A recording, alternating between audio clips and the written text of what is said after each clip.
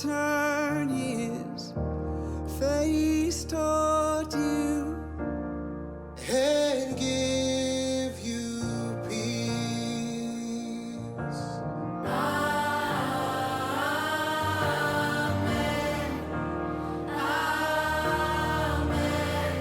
This weekend, I'm talking about that vision of the church from the book of Revelation, Revelation 7:9, where John sees people from every nation, every tribe, every language worshiping God together. What a beautiful picture of that in this video. There's a video frame where you see 40 or 50 people in the shot, and that right there, that's the video frame that gets me every single time. I get emotional. I get even more worshipful in that moment, and it absolutely is a picture of Revelation 7.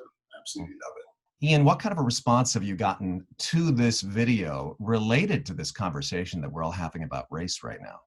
We are overwhelmed with the positive feedback. People saying, "Oh, this is definitely something for this season. We need this. This caught me on a bad day and just lifted my spirits. Oh, I'm in tears right now." People have just really been overwhelmed by the fact that the video is so diverse. It's diverse in race, in age, denomination. You know, it was absolutely amazing, the response that we had for this video. I'm so encouraged. And honestly, Rene, I really think, we were just talking before we started this about such a time as this. And I really feel like this video was for this time, for this, it was obviously before everything kind of came to the fore as it is now. But I really, really feel that this video, the divine timing, was just absolutely incredible. And we're now brainstorming what next? What next for the Bay Area Blessing? Imagine the influence that we could have in having a positive conversation around current events. You are a Black man serving a racially mixed, but I would say probably primarily white church. I've had the privilege of speaking there at Peninsula Covenant Church. When people ask you, how do you answer when they ask you a question like, what do we as white people need to know to be better servants of our Black brothers and sisters? The Bible calls us to be servants of all, like as Christ served us. I think, firstly, we need to know. And so don't ignore the headlines. Don't frown at the headlines. Please take some time to figure out and listen.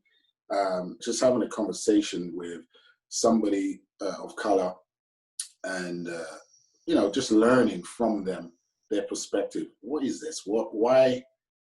If you haven't already, there are podcasts out there. There are numerous books out there that we can kind of look into and kind of delve into and learn and understand exactly what's going on. So there are definitely some undergirding issues that we have not figured out. Speak up for sure, no doubt.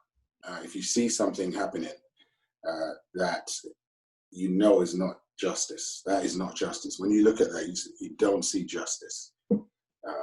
We have to say something about that. In the same way that we would as Christians advise people against sin. You see, that's kind of sinful, my brother or my sister. That's not the way to go. I think that's the same way we should be speaking about an injustice. So my encouragement is to hear, listen, help in any way you can. And I would encourage, bringing in people of color, having these kind of conversations, brainstorming, just trying to figure out, okay, if we want to make the change, that is, trying to figure out how we do that and how we do it intentionally. Ian, any final thoughts for us? You know what? I would love, if you wouldn't mind, I would love to pronounce a blessing over the listeners. That would be wonderful. The numbers blessing. I was just thinking about it just spontaneously. I would love to do that. If you wouldn't mind, may the Lord bless you. May he keep you. May he cause his face to shine upon you, turn his face towards you, and give you peace. In Jesus' name, amen.